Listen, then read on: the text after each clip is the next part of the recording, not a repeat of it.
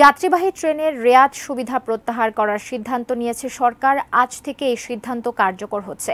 এতে ভাড়া বাড়বে সব ধরনের ট্রেনের, তবে ১০০ কিলোমিটার পর্যন্ত ভ্রমণের ক্ষেত্রে ভাড়া অপরিবর্তিত থাকবে।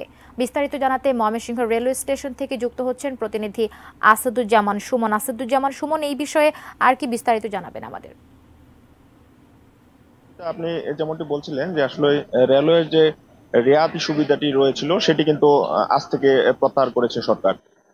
তো এতে কিন্তু সাধারণ যারা নিম্ন আয়ের যারা আহ, আহ, যাত্রী রয়েছে, যারা ট্রেনের নিম্ন আয়ের যাত্রী রয়েছে, তারা কিন্তু ক্ষোভ প্রকাশ করেছেন। তারা জানিয়েছেন যে আসলে একটু কম টাকায় যাতায়াত করার কারণেই কিন্তু তারা আসলে ট্রেনকে বেছে নেয়।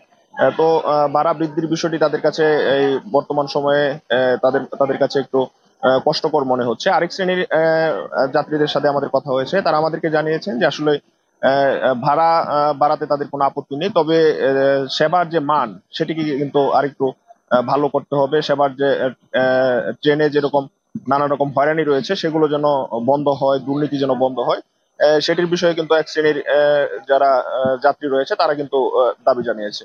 এখানকার যে রেলওয়ে কর্তৃপক্ষ যারা রয়েছে তাদের সাথে আমাদের কথা হয়েছে, তারা আমাদেরকে জানিয়েছেন যে আসলে এই রেয়াতি সুবিধাটা উত্তোলন করার ফলে বছরে কিন্তু প্রায় ৩০০ কোটি টাকার মতো বাংলাদেশ রেলওয়ের বেশি আমদানি হবে।